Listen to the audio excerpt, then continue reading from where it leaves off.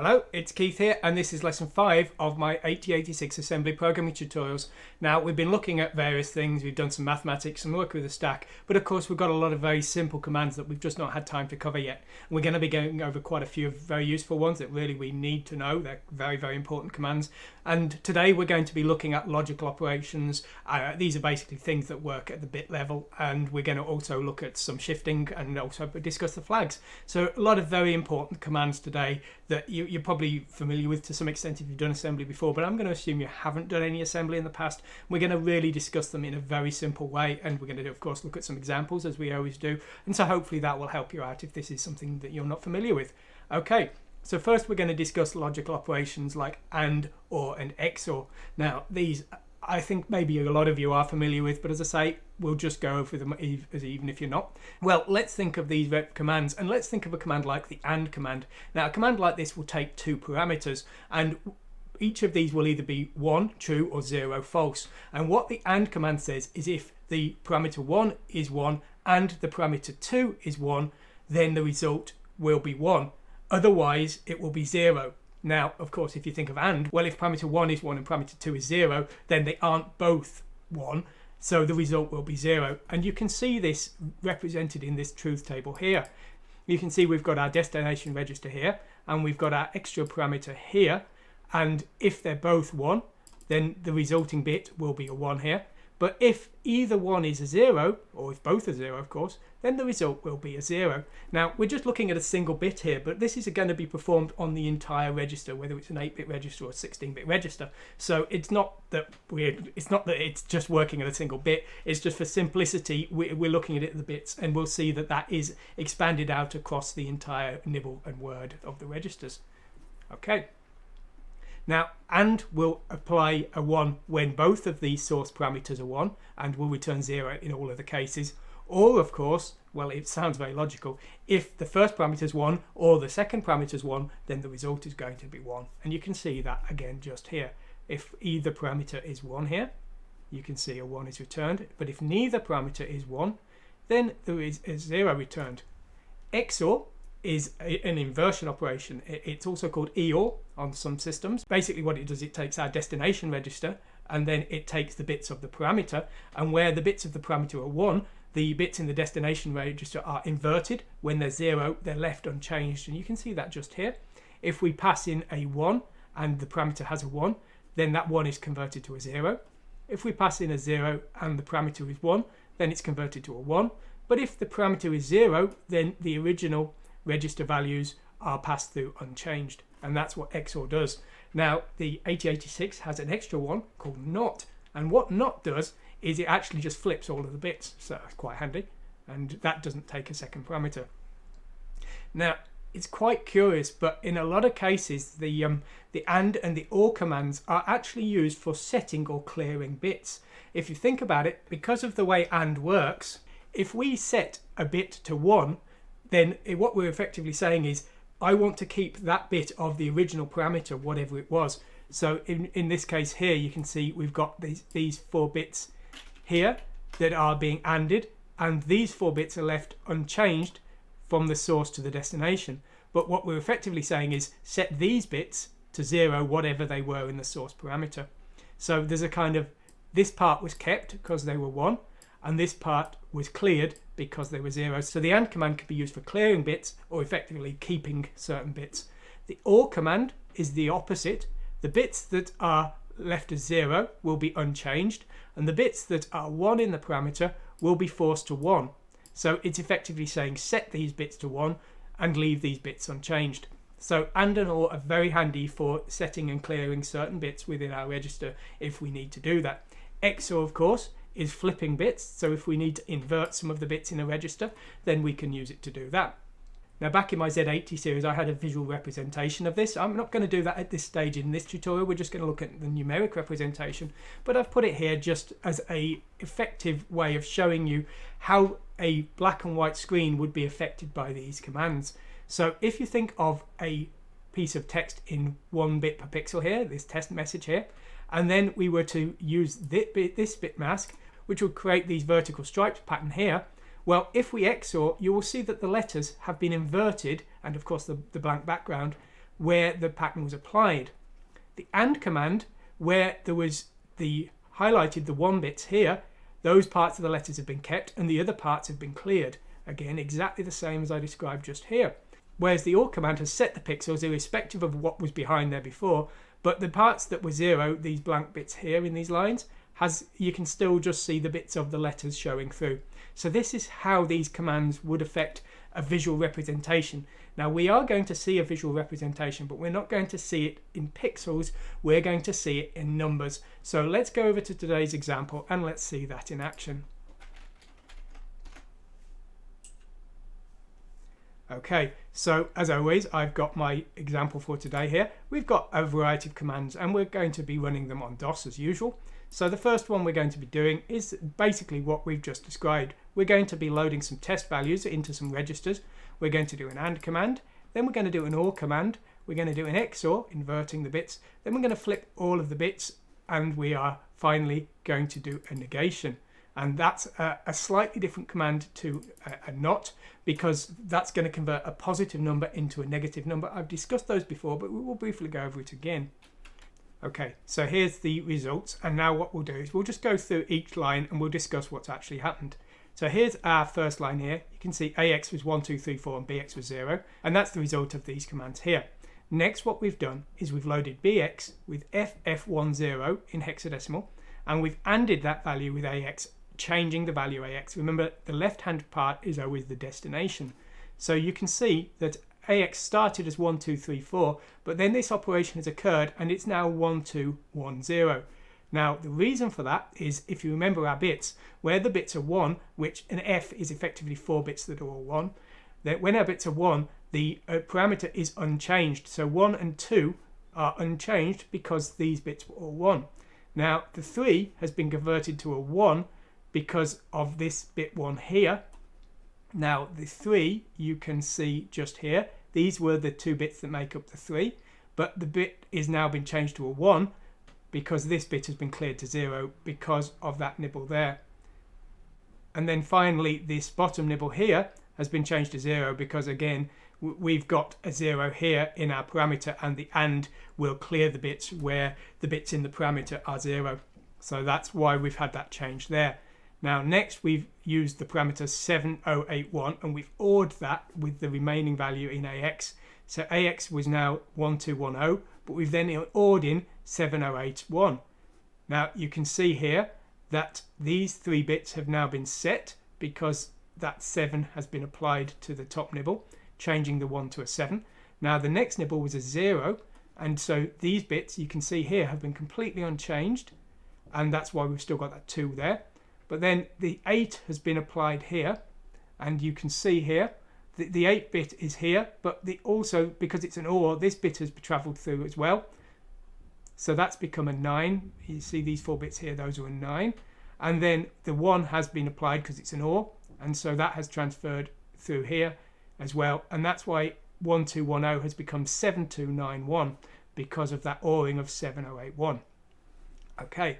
Now XOR, of course, flips bits, and as I said before, we've got our 7291 value that's now been XORed with FF3. Now, what's happened there? Well, the top bit is 0 here, so the 7 has been left unchanged. You can see these 4 bits just here, they've been unchanged. But then these bits, because we've applied a mask of F, which is 4 1 bits in that nibble, those have all been flipped. So 0 has become 1, 0 has become 1, 1's become 0, and 0 has become 1 here. So that's been flipped. The same's happened here because, again, that nibble was F, and that's what's happened there. And then these 4 bits, the top 2 bits are unchanged because 3 would be 2 0 bits and 2 1 bits, and so the top 2 bits have been unchanged, but the bottom 2 bits have been flipped here, and you can see that that's happened just there. So that's why 7D62 is the result of that XOR command there. Okay. So that's what we've got at this point. But then what we've done is we've done our NOT command, and that just flips all the bits. We can see that very simply here. You can see our bit combination here, and all of the bits in this line that were 1 have now become 0, and vice versa. And that's the equivalent of our NOT command. The final one is the negative command. Now, if you remember before, we discussed negation, and effectively the value 1 as a positive number. As -1, we would invert all of the bits and then we would add 1 to convert that. And that's because of the way that hexadecimal represents negative numbers and the way they work on processors. I've got another tutorial on that on my website. If you're not familiar with it, please have a look on my YouTube channel for the hexadecimal decimal binary tutorial, and I go into a great deal of detail on the negative numbers, and that should help you out there. But as I say, effectively what we're doing is flipping the bits and we're adding 1, and that will convert a positive to a negative. And you can see here we started with 7D62, did the not, and then we negated it and we've ended up with 7D63, and you can see the bits have all flipped. The only difference is the bottom bit here because 1 was added. And that's how our negation command works. Now, one final thing I do want to discuss is, as well as the AND command will actually affect the flags here. And so in this case, what we've done is we've loaded AX with a value here of 2Fs, and then we've done an AND with this nibble here. Now, of course, because that's this nibble here, the effective value result is going to be 0. And when we do that AND command, we do set all the bits to 0.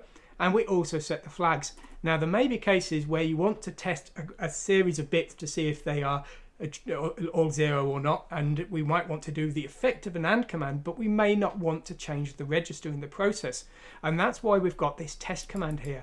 This has the same effect on the flags that you can see just here as if we'd done an AND command, but whereas the AND command reset all our bits to 0 because we were testing this nibble here, which is effectively these 4 bits just here, this time the register is unaffected. So if you've read in some data from a port on the hardware, for example, and you need to test some of the bits to see if they're 0 or not, then you can do this, but that value that you read in from the port will still be in the register for you to continue using later. So that's a useful command I think you will want to remember if you're trying to do some coding and you need to test the bits but keep the register value intact. Okay, so that's the first thing we're going to discuss. The next one is we're going to start looking at some bit shifting operations. Now, every CPU has these bit shifting operations, and the names of them varies a little bit, and the exact functionality does change a little bit, but we're going to have a look at them today. Now, one important thing I do have to explain to you is we're going to be looking at the 8086 here, and with the 8186 and later there was an extra function added to these. The original processor could only do a bit shift of 1 per execution, whereas the later ones could do more than 1. Now in this example we're going to be showing the 1 because our assembler requires it, but it's not actually possible to compile a 2 here on the 8086. I have got an error here because it says that cannot be accepted in the current CPU mode, but if I compile on the WonderSwan, that will actually compile just fine, although this tutorial really wasn't defined for the WonderSwan. But as I say, the WonderSwan being a 186 can do that, the 8086 can't, but we can't just, even though it should be implied, we can't just do that, it won't accept it. So we have to specify 1, even though it's our only option in this case. Okay, so we've got rotate right, rotate with carry right, shift logical right, shift arithmetic right. So we're going to do these with right first, and let's just execute this on our DOS machine so that we can actually properly see the results. Far too much detail there for the WonderSwan. Let's just put that always on top here, and we'll go through what each of these commands does. So what we've effectively done here is we've got a loop here, and we're doing this command 4 times, so we can see the repeated actions that occur on a combination of bits as we do each rotation. Now, if you're not familiar with assembly, then rotation is where the bits in the register move, and in this case they're moving 1 bit at a time. Now, what happens when bits go out of the register and how much they move by and in what direction, of course, depends on the particular command, and that's what we're going to be looking at here. Okay, so let's have a look at the results of these commands here. Well, here's the rotate right command, and you can see we're rotating to the right by 1 bit each time. So we're starting with this register value here, and then we're rotating to the right 1 bit, so you can see each of these has been shifted 1 to the right. Now in this case the far right bit was a 0 and it's been pushed over here, and you can see it comes back just here. Now we can confirm that because at this point we've got a 1 that's at the far right, and in the next iteration it's pushed out. Now a copy of it has actually been put into the carry here, but you can see that it did actually come back at this position here, and you can see when the second bit was pushed out here, that also came back here. So the rotate command rotates around the register, but anything that gets pushed out, in this case the right hand side, comes immediately back on the left hand side. It's just rotating around within the register. There may be times when we need to do more than that, and that's where rotate with carry comes in. This time we're using the same value here, and everything starts off just the same here. But you can see here, when we actually rotate one bit out, it gets pushed into the carry, and whereas in the last case with rotate right, the bit was pushed back here, this time it's ended up being a 0 because that bit wasn't copied into the carry, it was actually moved there. Now, because we immediately did another rotate right with carry, the carry bit came back and was pushed into here.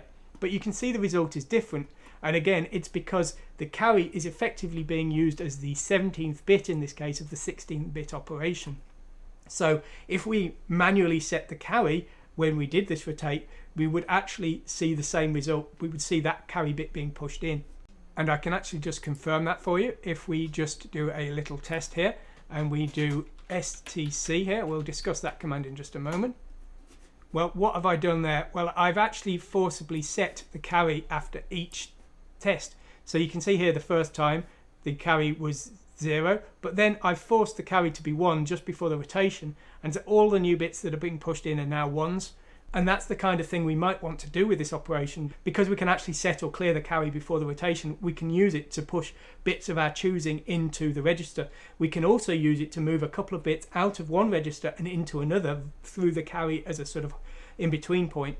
And that's really the power of this rotate right with carry command, the RCR command. Okay, so that's the RCR. There is also a shift command. Now, this is slightly different. In the previous two examples, we've always been moving data around within a register. Now, we've used the carry or not used the carry, but the results have always come back into the register. But there may be times where we don't want the results anymore. You know, the bottom bits, we may just want rid of them. And that's what shifting does. You can see here, again, the initial commands look the same here because these two lines are the same. But as we start to push bits out the right-hand side, they completely disappear. Now this is quite handy because if we shift bits to the right, we effectively halve the value in the register. So we're effectively dividing by 2 each time we do this. Now if they came back on the other side, that wouldn't work. We wouldn't be dividing by 2. But as I say, in this case, we can actually do that. Now this is known as shift logical right, SHR. As well as this shift right, we actually have a shift arithmetic right. Now, shift logical right will divide by 2 just fine for positive numbers, but with regards to negative numbers, that's going to be a problem because with negative numbers, our top bit always needs to be 1, otherwise the number would no longer be negative. And that's where shift arithmetic right comes in. Now, you can see here that when the top bit is 0, shift arithmetic right and shift logical right do exactly the same thing. But when the number starts with a top bit of 1 here, shift arithmetic right puts all of the new bits to retain the previous value of the top bit here. You can see here that the top bit has been dragged along, and that will maintain the negative number while halving the effective value of that negative number. Now I can just prove that to you if I just change this to a shift logical right and I run again. Well, now you can see that the top bit has become 0, and that will have destroyed that negative number. We would have a very big problem there if we were relying on that being a negative. So that's how we can use that command to do our shifting, and how we can use it to effectively rotate around a register, or use the carry to shift logically, putting new bit 0 in to the top bit of the register as we shift to the right, or shift arithmetic wise and keep the negative number intact as we shift to the right, effectively halving the number. Now we looked at shifting to the right here. This time we're going to have a look at shifting to the left, and if we just run this one, these are exactly the same as we just saw, just moving in the opposite direction. So you can see here we are now shifting our bits to the left. Over they go. And you can see here this bit 1 was pushed out and came immediately back on the other side. It was also duplicated into the carry. That's the rotate left command, exactly the same as before. We've got the rotate with carry left, which also works exactly the same as before. You can see here as its bit was pushed out, it went into the carry, and then it came back here because again the carry is effectively the 17th bit in this case with this 16-bit register. Now we are also doing shift to the left here, and you can see that the bottom bits are all being set to 0 here, which is what we would expect. But this time actually there is also a shift arithmetic left, But in this case, whereas with the shift to the right, we had to make sure that top bit retained its 1 for the negative number to be intact. Shifting to the left, shifting logically or in arithmetic terms, is exactly the same command. It really makes no difference at all, because the negative number is going to be intact anyway, provided we're not shifting so many bits that we actually overflow. So that's not any difference in this case, but we can of course use either one if we prefer. But you can see in the case here where the top bit flipped, the overflow flag has actually been set, because this would actually represent a problem if we were using a negative number, because it would have effectively flipped to positive and potentially then flip back to negative again. So we would need to check our overflow flag if there was any possibility that effectively doubling our numbers was making them so big that they were no longer negative or no longer positive, as depending on how logic was using them. Okay, so those are our shifting commands. As I say, the left and right ones basically mirror images of each other. We do have some more operations we're going to look at. We're going to have a look at the flags though. Let's have a look at those now. We've discussed flags before with regards to condition codes, you know, how we should do our branches and things, but this time we're going to actually look at how to forcibly set them all. So there will be cases where we actually want to set and clear the flags just depending on what we're doing. Now in the case before there, I actually set the carry flag so that I knew when I did my rotate, a bit 1 would be pushed in. There may also be cases where you want to have a function, for example, that takes some user input and then sets or clears the carry flag depending on what the user decided, and then your following code can process based on that using a branch command, you know, branch depending on whether the carry is set or clear. Now we do have various options, and we're going to look at them just here. So with regards to the carry flag, we can use CLC to clear the carry. You can see the carry flag is 0 here. All of our bits are unchanged. Or we can set the carry with this STC. You can see the carry's been set to 1. Or we can complement the carry. Complementing means flipping the bits. It's essentially that not command again. So you can see that it was changed to a 0 and a 1 by a pair of complement commands. Now the interrupt flag is relating to maskable interrupts. This is where the processor does other tasks while we're working. It's not really something we're going to look at in this point in the lessons, but we do need to discuss that flag at this point. So we can do CLI, which will clear the interrupt flag. You can see it's been changed to 0 here. And STI, and you can see it's been set to 1. This I shows the interrupt flag is set here. So we can set and clear the interrupt flag with these two commands. The direction flag, this is something we're going to look at later. This is to do with what's known as string processing, which isn't necessarily about text. It's actually about copying and processing bulk parts of data, a bit like the LDIR command. Now, this command can either go from the start of the data to the end, or it can go backwards, and that's what the direction flag does. And we have an STD command, rather unfortunately titled there, which will set the direction flag, or a CLD, which will clear the direction flag. And that's how we can actually set those two and then say, well, we'll actually look at what those do later on. Now, if we were to look at it as a summary, you can see we've got this little table here. So we've got options to set the flag, clear the flag, or complement the flag.